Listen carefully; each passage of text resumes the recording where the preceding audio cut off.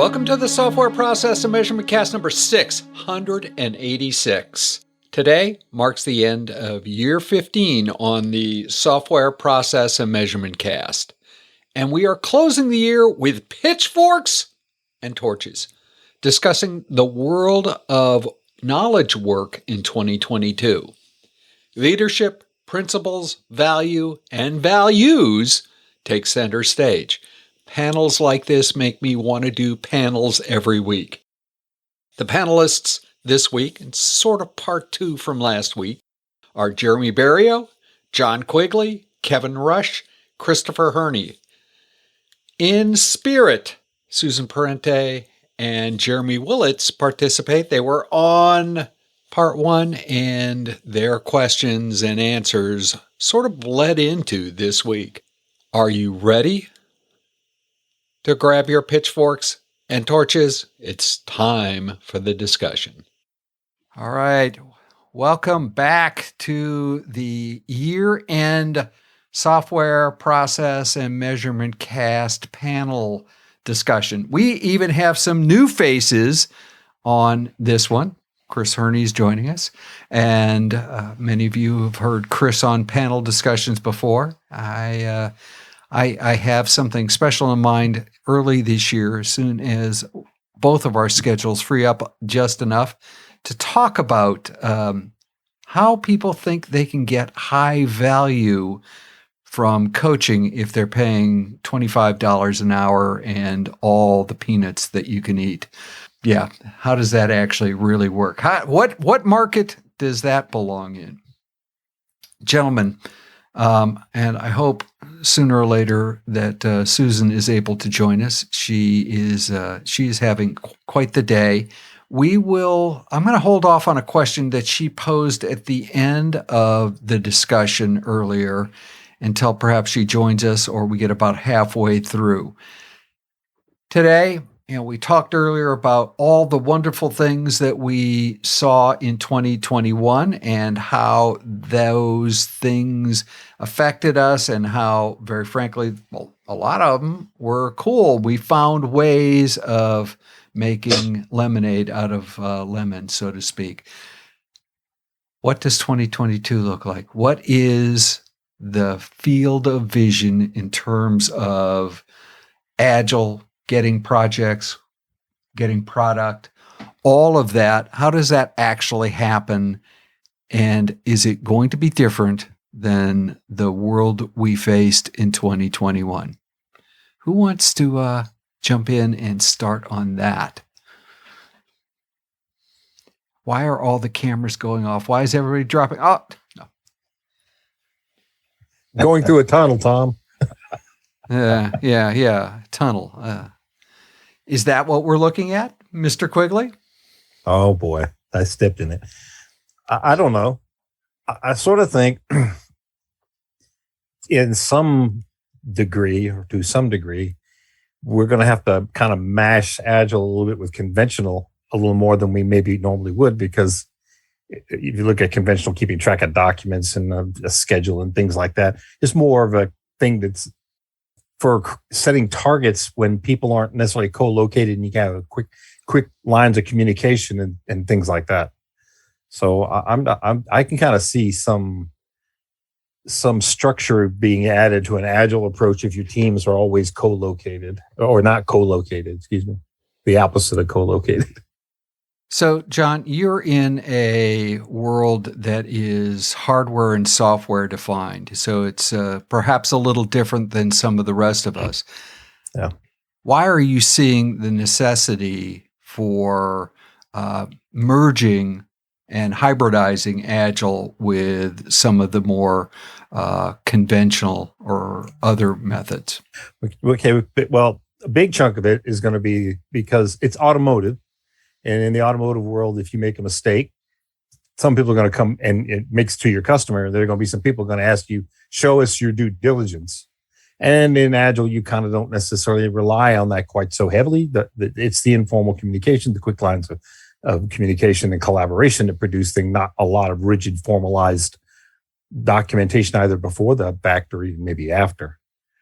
it's not very valued. In most times, it doesn't produce anything that's helpful. So in the automotive industry, you sort of need some of that kind of structure anyway to track that things, as well as configuration management things. You're coordinating manufacturing along with the design. During the design, you have to tie in the hardware pieces along, and that hardware not only includes the hardware for the product, it includes the hardware for the manufacturing line, any specialized equipment for programming, parameters that are associated with the software and things like that, which is a lot of things that downstream people need to know and need to be able to work with long before the product is essentially ready to go to maybe production. We don't do that anymore. We don't throw it over the wall. Here's the design. Good luck making that work in the manufacturing world. So Kevin and Jeremy, both of you live and work in a relatively controlled, well, it's more of a conventional world. Are you seeing this this hybridization that John's talking about? For me, yeah. Well, I wouldn't say hybridization. I'd say more, I think John put it before, smashing it in. And partly, I think that's just what the teams I'm working with right now. And that's, they went through a transformation before I came in. And I think there's that transformation word. Yeah. And what they did was basically they smashed the team together. Said, "Oh, you're working waterfall? Okay, well, next week you're an agile team. Go." Did some initial training of, "Oh, here's how you do Scrum. Here's what agile means. Have fun." And we're running into spots right now where that clash is like, we had a few sprints where it was like everyone was happy, everything was going well, everyone thought it was going well, and then I guess the euphoric view of everything going well faded off, and everyone reverted back, and we had a very couple of bad sprints, so we had to kind of revamp, retool, and part of it was they were over managing the entire flow of the process, everything going through. Like there were so many spreadsheets that are floating around of like what everyone's capacity was and test cases and stuff like that.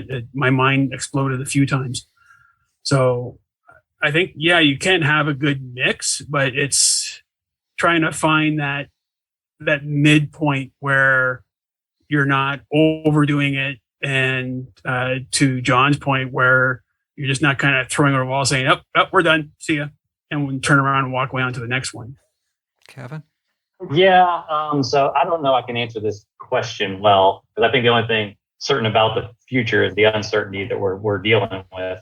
Because I think of like, there's a collision of like, I think we were talking about before we got onto the recording, right? There's this collision of kind of old ways of doing things versus new ways of doing things, and kind of letting value lead or trying to drive down intent to the team so they can execute in small batches. And we're just bad at it. Like, I mean, like we're people, we want to have that big thing where we understand everything up front. So I do think there has to be quick visualization. And that's what I've seen that's working. Quick visualization of intent or strategy from high level.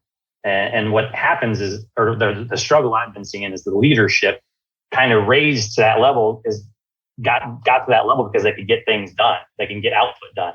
But they're not that great actually at defining like kind of intents or outcomes, and trying to drive that down to the team and being okay with them making those experiments and learning in real time. So anyhow, I just see a challenge there, but really the right level of visualization, I haven't figured it out. Like, so when I say this, but there's some kind of right level of visualization between the end-to-end coordination and then empowering teams to execute at a team level, at least in the software development world, that I've seen glimpses of success, but I've also seen lots of failure as well. So you use the term visualization of intent. I guess that's a phrase, not a word. Can you throw a few more words around what you mean by that and what that actually, I guess, looks like? Yeah, man, I wish I had like an example. I was just thinking of one of these examples. We had a consultant in, that actually a valuable one, a helpful one, not just all the ones that are out there. ones that was like, oh, they're actually good at this part, I guess I should say. I shouldn't say that in a podcast full of consultants, huh? But I apologize. I'm not talking about you guys. We are all exceptions. Guys. That's right. Of course not us. We are all the exception to the rule. But what I loved about this was like he was pushing the product leadership to think beyond. We just need them to upgrade, and he's like, well, why? Why do we need them to upgrade? Like, what are we really trying to do? And kept pushing them down more and more into the intent of behind that, which then created an opportunity for the teams to have more bite-sized chunks at that, or at least understanding the problems that they're solving. Because upgrading for just upgrading's sake, like why? You know what I mean? That's not a very good understanding of the intent. And a lot of, maybe, is it overhead? Is it like now we have 12 versions to support, and the overhead of that is just killing us? So if that's the intent, I can think of, without much thought, there's 3 or 4 different ways that we might want to attack that at a team level, right? Do we want to have a product that's continuously upgradable? You know what I mean? Like what kind of environment are we doing that in? Are we doing it in SaaS, or like what is the mechanism that's going to keep us to solve the real question behind? We just need to upgrade. We need to get more people on this upgrade bent. So that's kind of an idea, like what is that? And then pushing that down so then the teams can experiment, and having the teams drive up visualizations of the experiments that they're investing in, and then tracking that in real time in whatever tool you might be using. So Chris, ground us. I mean, you are, when I need to reset how I'm thinking, I track down stuff that you've written or tweets that you've made and think about that, because it generally brings me back to what I think we should be thinking about. If we're doing all this hybridization, at what point does this stop being agile? I tend to believe that any environment or any endeavor could have characteristics of agility to some extent. And, some efforts have more agility, some have less. It's funny, Tom, because when I think about this topic, I always go back to your traditional sign off, right? If process improvement is a never ending journey, why do so many people ask when will we arrive, right? Well, probably won't, right? Ever. It's a never ending journey.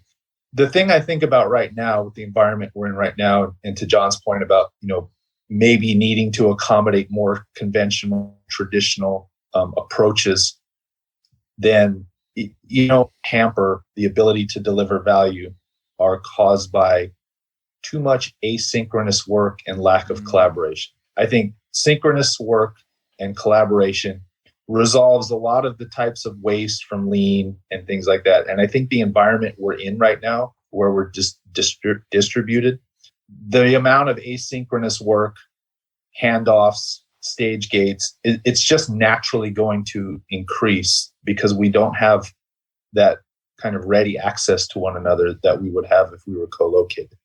I mean, things are getting better. Technology is improving. Zoom, collaboration tools like Miro and Mural and Microsoft Teams and all these things. But at the end of the day, we're still going to have to, I guess, tolerate a lot more asynchronous work than we would otherwise like.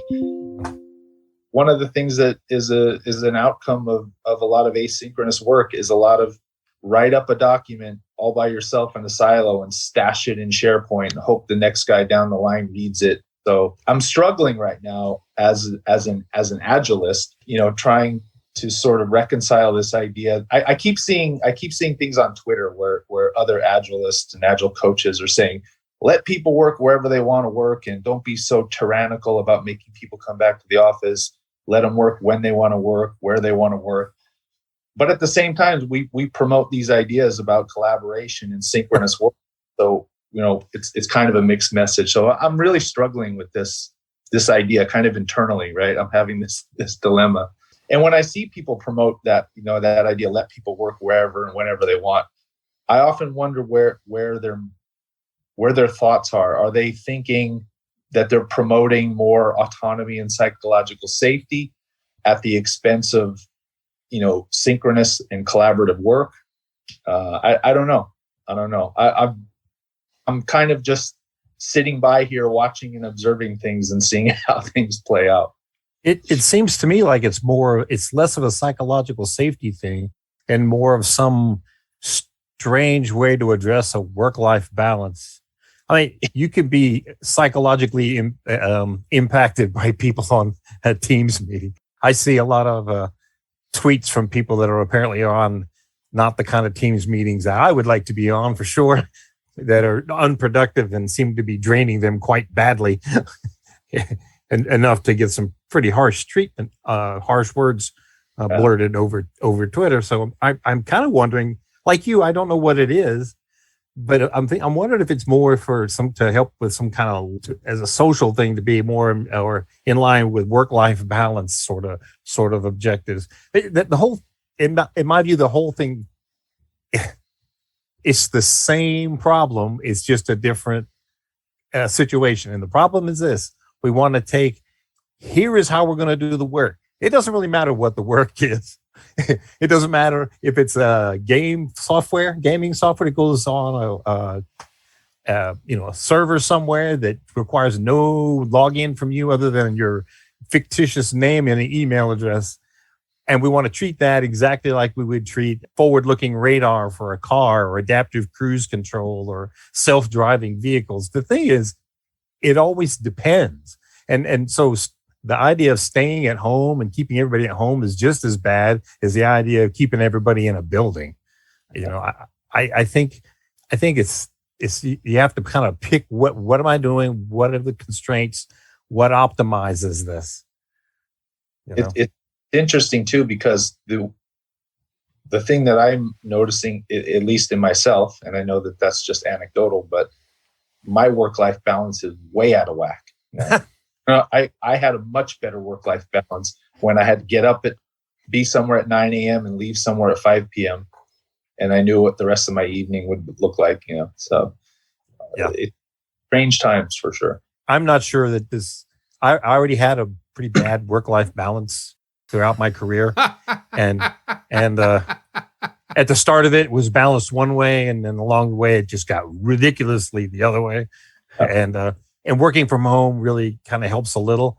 But the reality is I start often before 6, or at least occasionally before 6. I certainly start before 8 all the time. And I go until 9 or 10 o'clock at night on some nights. So, the thing that I think is really interesting is, I think at a superficial level, I think it's a really cool idea that organizations are no longer restricted by geography when it comes to bringing on talent, right?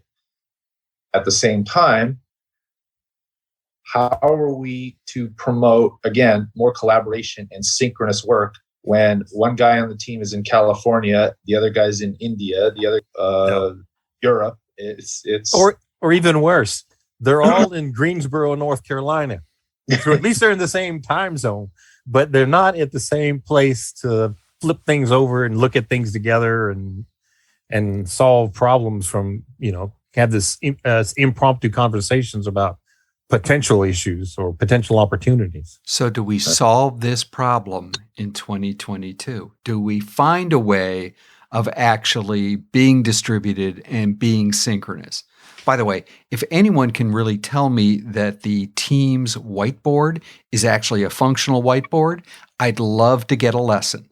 But pushing that aside for a second, can we solve, not necessarily all of us, because we at least have to have one more person to be able to solve this ourselves, but can we solve this problem in 2022 where we can be distributed as the context allows and still do collaborative synchronous work, even though we're working asynchronously? For me, sorry, Chris, if you want to go ahead. So like for me, when I think about, when you ask that question, I just feel like the jury's still out as far as like, has leadership decided what strategy they want? Like I've worked with 2 organizations that have been, I think they're confused on their strategy as far as what they're trying to do collaboratively. Meaning, I almost feel like you have to think we are going into a season, whether, in general, we're investing in this and we're going to be 100% remote. Just think that way. Like, even if we do allow people to come in, or we're going to whatever, that we set our company up that way, and we're looking that way. So you think about the collaborative through time zones. You actually address all those things when you're building the teams, when you're creating agile teams, when you're creating collaborations between teams, right? Any of those things like are going to be real hindrance. But I just find there's this flirting with, we'll just be hybrid, and it's just a hand wave. And I'm going like, that's probably the worst thing to do. I think it's the work-life balance. It's that we realize that our software developers will leave us if they don't feel like they have the flexibility in their life, and they have opportunity right now, kind of the resignation stuff, great resignation, that everybody's talking about. And I think that's what a lot of this is. But I think until we pick one strategy, I think either is going to be better than the in-between, personally. So do you think hybrid is one of the great cop-outs of 2021? Let's be hybrid? Without thinking through the team formations or the value streams of those teams, yes, like 100%, in my personal experience, I guess. Jeremy, how do we fix this? It's on you, man. Well, it only took probably close to 20 years for everyone to realize that, hey, working from home is not that bad. It's not the big bad thing that everyone, like senior leaders, initially thought. I don't know if we could fix this in the next year. I think it's going to be trial and error for the next probably couple. And if once this pandemic's kind of come and gone, then I'm thinking you're just going to see the rush of, okay, everyone, you had fun at home. Cool. Come into the office now. I don't know if I'd be interested to see, like, for me, anyone that I work with, I'd be pushing, saying, okay, we could still work this. We've got to have the right guidelines to make sure we're getting what we need. We're seeing the value that we need to push things across.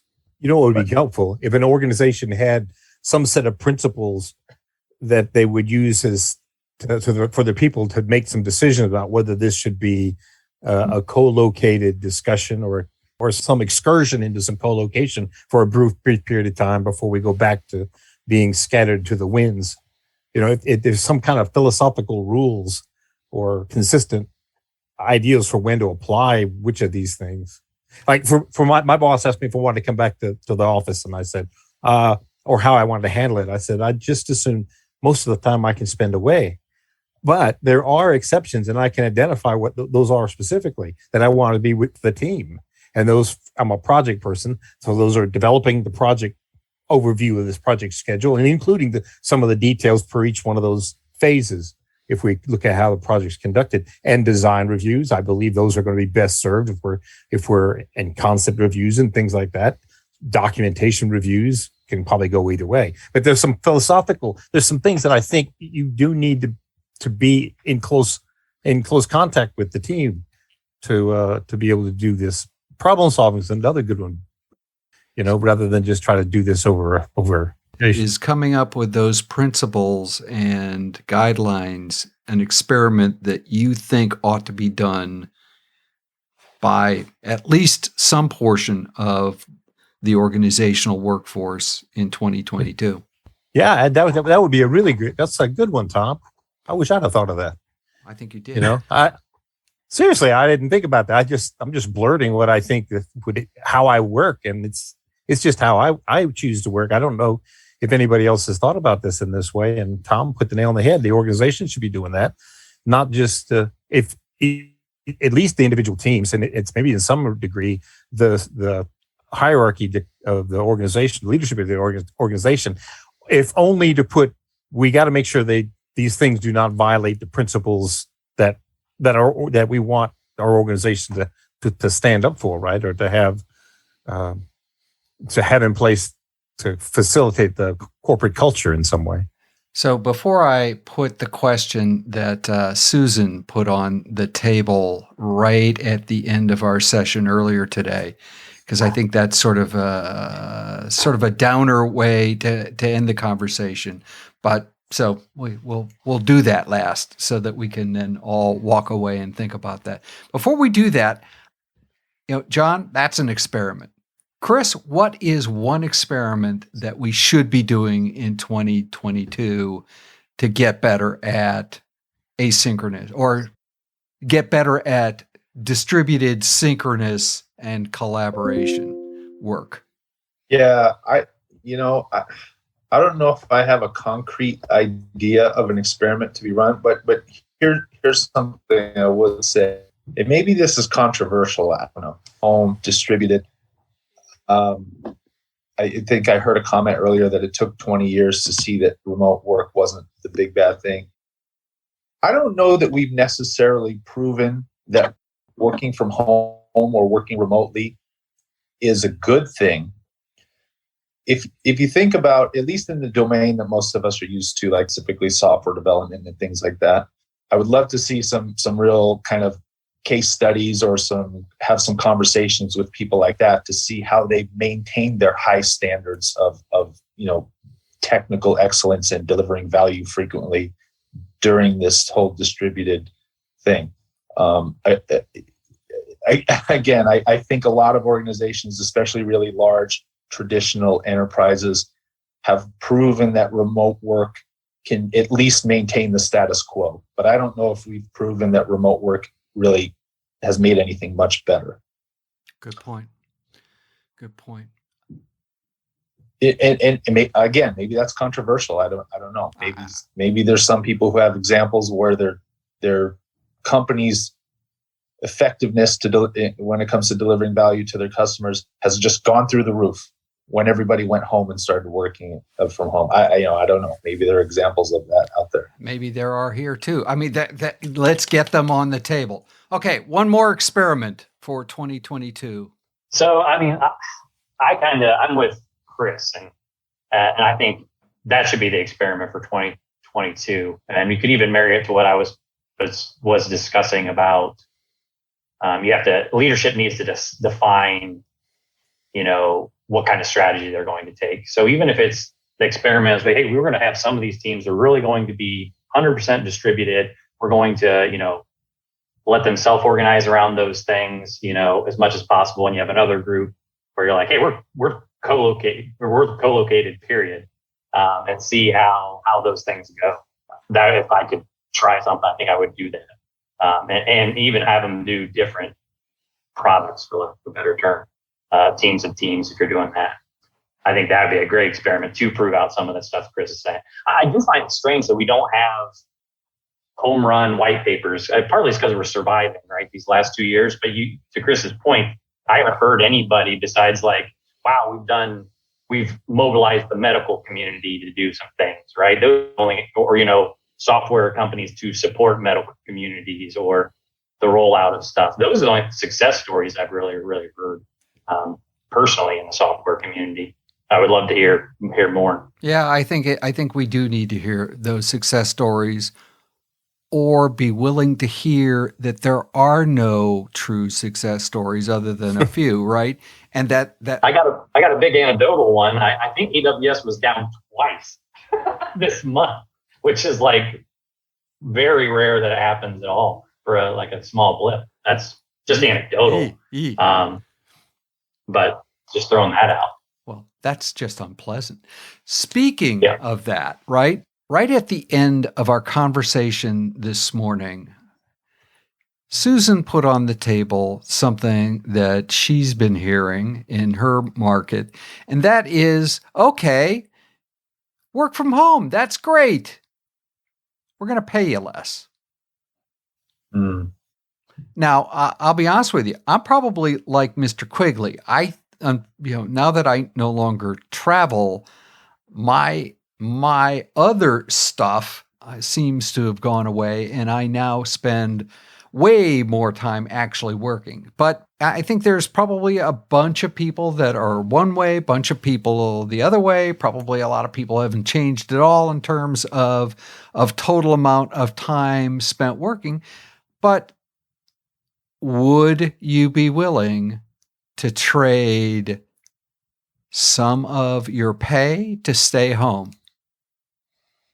And if she's hearing that, wouldn't surprise me if we're all not hearing that and not be willing to talk about it. So what do we think?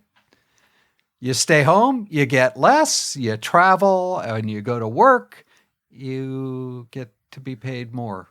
I would I would not just reject it out of hand, though I don't want to go back to that for a number of reasons. One of being, if you go to workplace, it's 8 hours over the target, no matter what. And those 8 hours are those 8 hours, right? No meetings, no team discussions. You still are there doing whatever you need to do, pushing some papers or something. And that would cut into my my nap time and my bass playing time in the middle of the day, which I sometimes take. And I'm not really fond of that idea after 30 years of having none of those things, essentially working through all that and working late even. Now I find that, what? I still work late, but I squeeze in some bass playing time. I even bought me a new one for Christmas. Kind of cool. So I'm thinking no. But I would do some math. I'd say, okay, what do I save in gas by not driving? Where my savings are? And I might be willing to noodle around that a little bit in terms of a reduction. But in theory, I think they're paying me for what my skill set, the n number of years, which I don't want to really confess to a second time, of doing this kind of work, and those experiences. I don't see what time over target means in terms of or time in an office means in terms of the connection to my salary. If I give you a patent that gives you $500,000 worth of sales or more, a couple of $1 million, do I get more? No, I don't think so. So I think, I entertain it, but I'm not going to be happy about it if I can't make it work to my mathematical, what I think is mathematically appropriate. John, are you more of an introvert or an extrovert? I'm just curious. I'm right on the line. I think the last time I took the test, I was just barely extrovert, and that's through years of work. I'm mostly my nature from day one has probably been much more introvert. I'm a decent engineer because things are really cool, but I've managed to work on it enough where if you look at his Myers-Briggs test, I think it was Myers-Briggs, I just barely crossed the line. Below here is introvert and above here is extrovert. I'm just barely across there. Yeah. So the reason I asked that is because you kind of brought up an interesting thing tied to value. And I hate to confess this on a podcast because I might get paid less starting next year. But I'm a facilitator and I'm a people person. So I am more valuable in an office. I'm confident that I facilitate better in an office. Really good at reading rooms, really good at picking up on the nuances and keeping people involved, hearing the outlier idea. And I'm good at it online, but I'm not as good. I'm not as effective. No. I can be honest with that. And so when I'm only bringing that up, I am an extrovert and I am bring a little bit more value, I think, in a physical space. Yeah, I get that. That makes a lot of sense. I think I would, on the face of that, I would agree with that. I think you're right. And so when somebody says, hey, I want to pay you less because of that, I can kind of understand. But to me, back to my capitalist roots, I would still say I am what I'm worth and I can go somewhere else. Yeah, okay. If I have to accept it, right. If you have to accept it because you have to accept it in the short term, that doesn't mean the company has got their way. I can't believe how many times in my career that I have seen companies make decisions unilaterally and the people accept it, because I got nothing to do for the next couple of weeks. I have to accept this, and I am. And I'm going to just give one parting shot across the bow. I don't like this. And then 6 months later, you see 3, 4, 5, 6, 7, 10 people leave, Yeah. The interesting study that's kind of coming out is I've heard that majority the resignation is kind of mid-career and mid-established people. So meaning they haven't been there. It's not the people who just got to a job that leave right away. And it's not the people who have been there for a long time. The majority of them is that 3 to 5, 3 to 8 years because they're just hey, I can take some risks. I got some experience and feel like I can make that jump. I'm only saying that because I think it does kind of go back to the conversation we're having about value, right? Am I valuable in the market? So if someone pushes you on that, I would probably be looking other places. And I'd probably be blunt with them too. Yeah, you can pay me less. I'm not, but that's not I'm going to see what I'm worth in the market then. Jeremy? Yeah, because the whole idea is being passed around up here. I think it's being passed around everywhere. Mm-hmm. To John's point, like I would do the math in my head. Okay, does it make sense? And to Kevin's point, like I'm the same way, Kevin. I'd rather be in the office and talk to people and go around and draw nice little pictures on an actual whiteboard, not try to draw with my mouse on Mural or the Teams whiteboard. But it's like even like my wife, for instance, she just left her current position. She has a new position starting in a couple of weeks. She's actually taking less money and she's going into the office. So it's like those people that are leaving, are they leaving because of money or are they leaving because of bad management?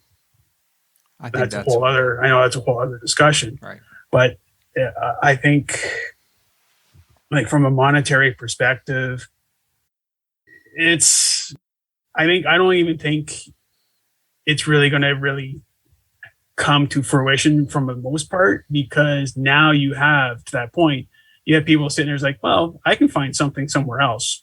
And you got people that are going to pay for it. So they may try that experiment for a few months and realize like, yeah, this isn't going to work. We gotta go back to the way it was. We're going to change it. Like even now they're talking about like, oh, well, we'll give people an extra $500 for their internet service that they're going to use. I kind of laugh at that. I'm like, well, they're paying for it anyway, and they're not paying for gas. So you're going to give them extra money. Do it. Yeah. I would suggest you can never go back.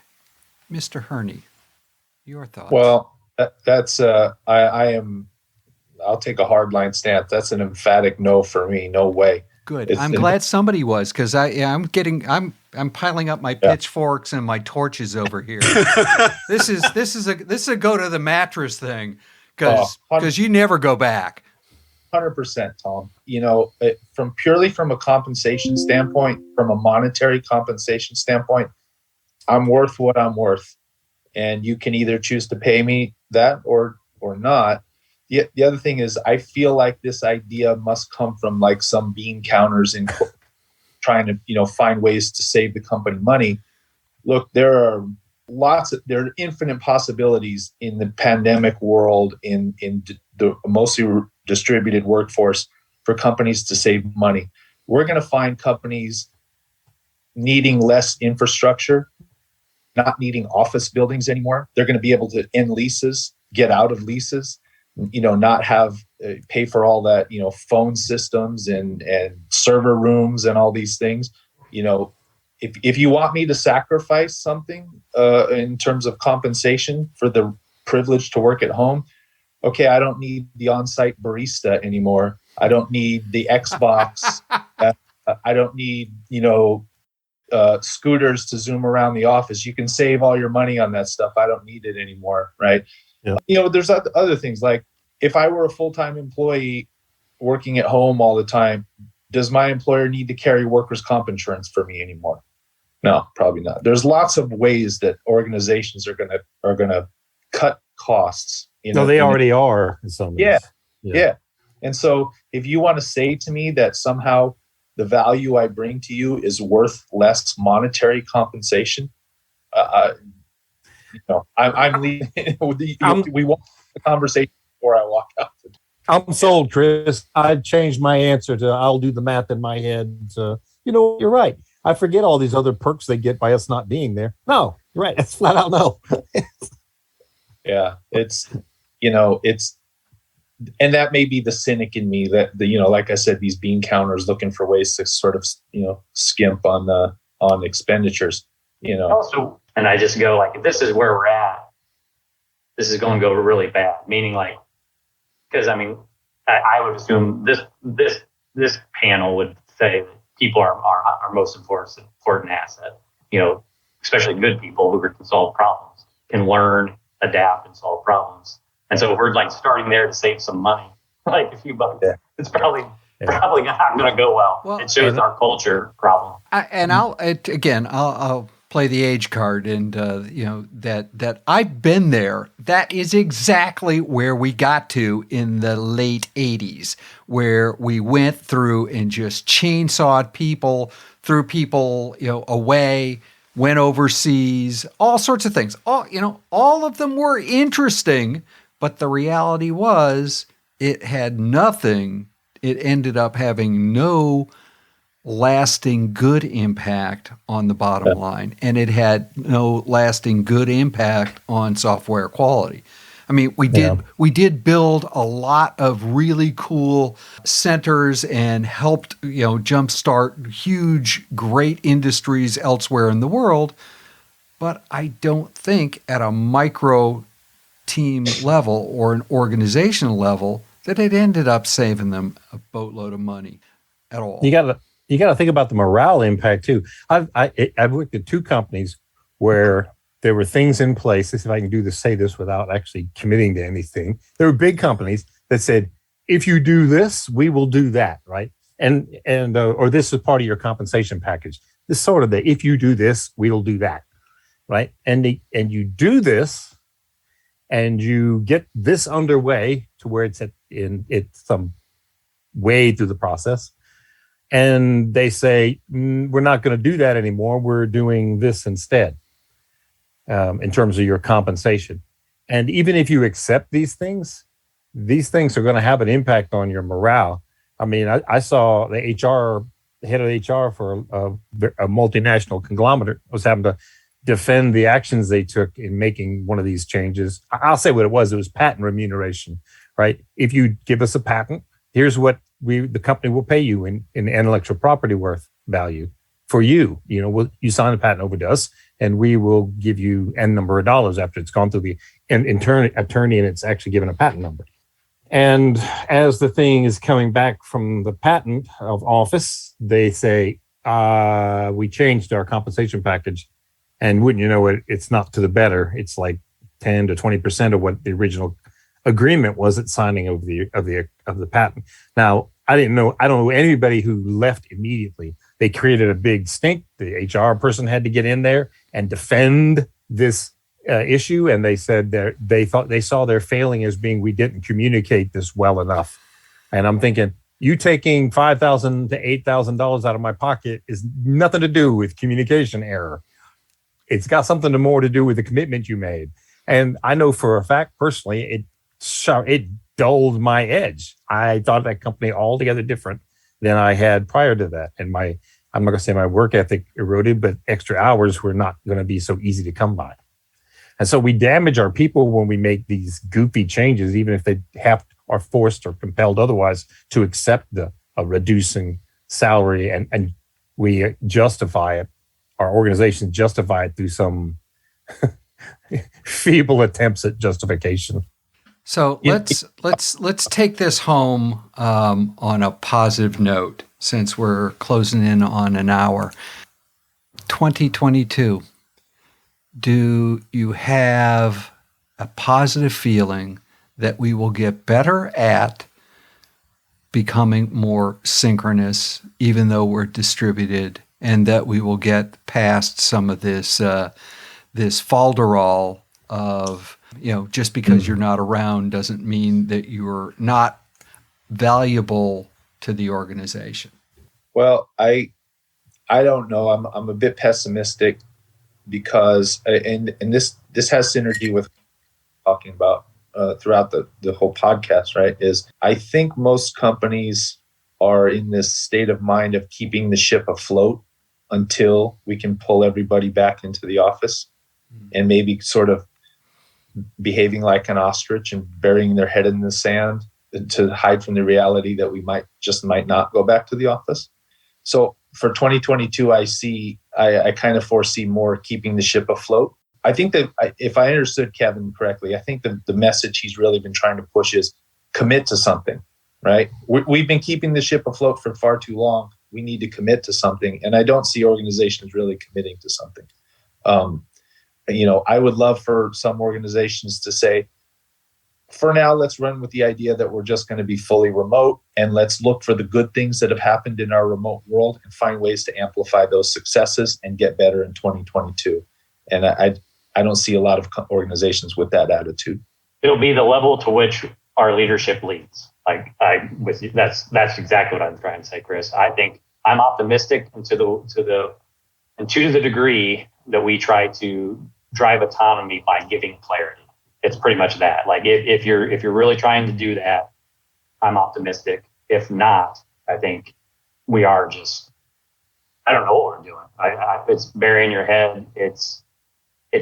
We slowly, us humans, we have intuitions. Like we don't always know what they are. We don't communicate them quickly, but we can feel it. And I think we'll feel it again if it's a third year in a row, kind of kicking the can again. Yeah. Another variant. Mr. Quigley. Yeah, I think at bare minimum, organizations need to come up with some kind of, if we're not going to pick one or the other, they need to come up with these principles for when to select to do this or that, and maybe some justification for why they make these claims or want this to happen. And it could be as an experiment, like we talked about here. If it was me and I was heading a company, I would figure out where my look at the number of teams I have and figure out ways to put them in different situations for in work or synchronous and asynchronous work, and a way to devise, figure out how to measure that as an outcome, figure out which one of those are best for whatever circumstance to help me guide my principles.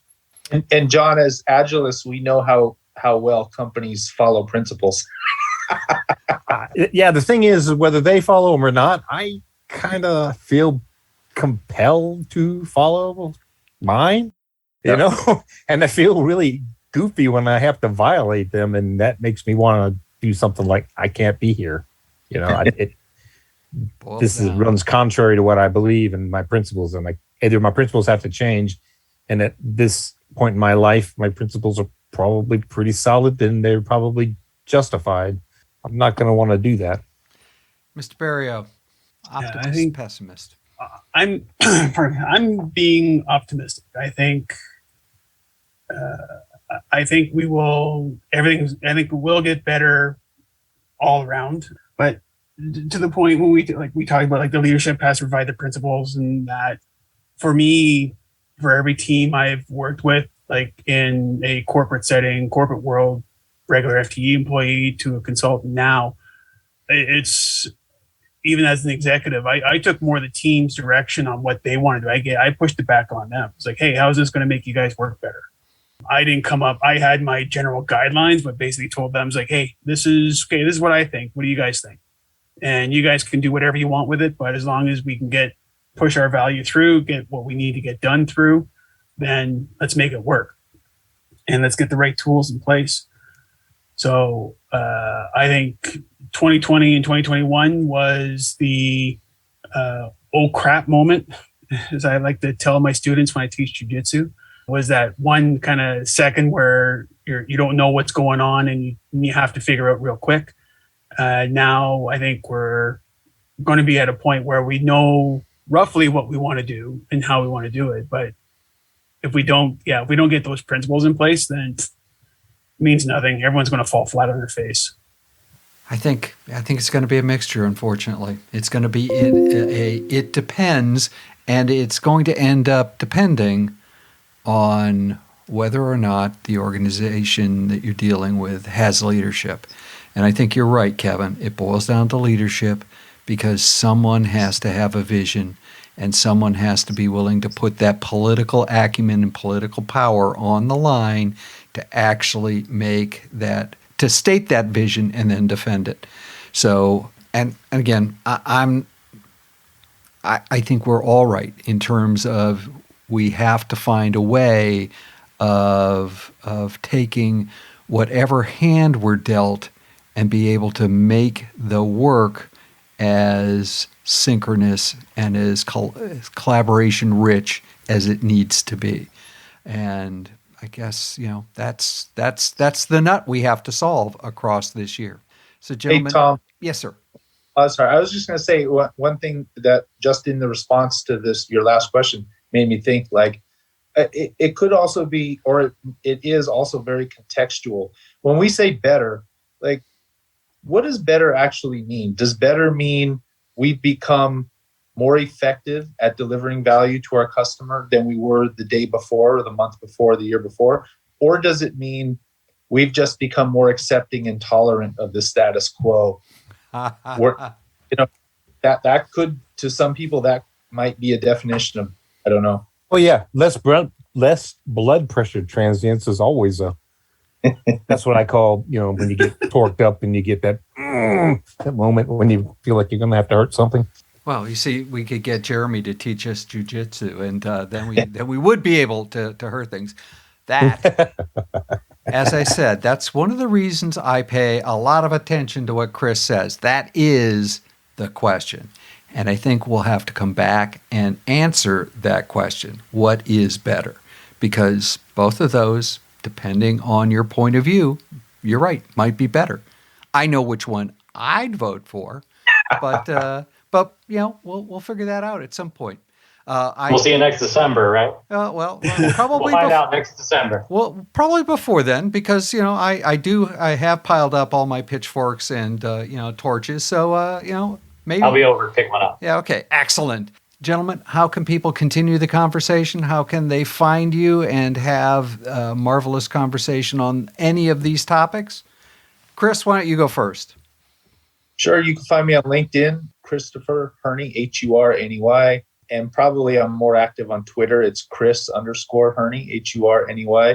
The challenge there will be you're going to have to sift through a lot of hockey tweets to find the software development and Agile stuff.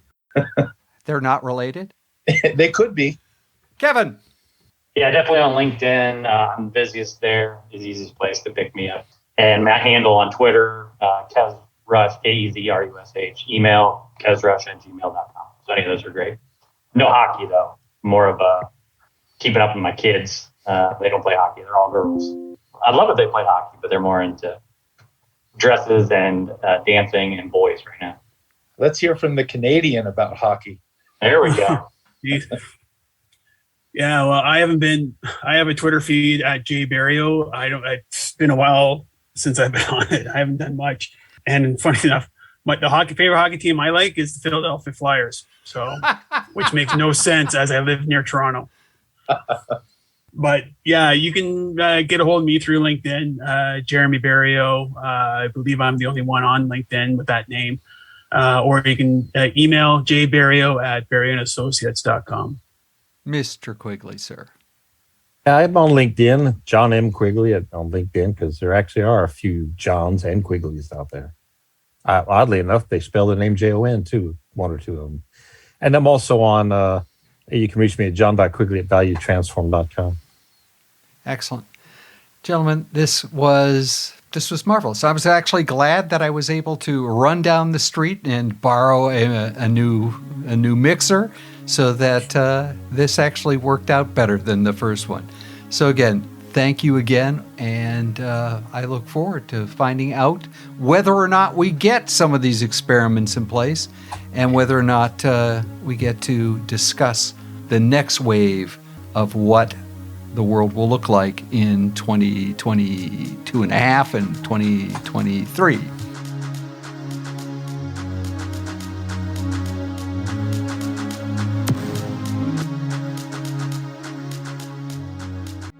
In Reread Saturday News, this week, we're going to abridge the conversation on the podcast, go over to the show notes, www.tcagley.wordpress.com, and read along. But, we're covering Chapter 2, Improving Your Conversation, which begins the really heavy lifting of improving your conversations. Next week, an interview with Martin Foster. I've been sitting on this since early December. Mr. Foster and I wrestled with the question, why don't most Agile transformations deliver tangible business value? This will be a valuable start to year 16 and 2022. If process improvement is a never-ending journey, why do so many people ask, why is it taking us 15 years? Talk to you next week.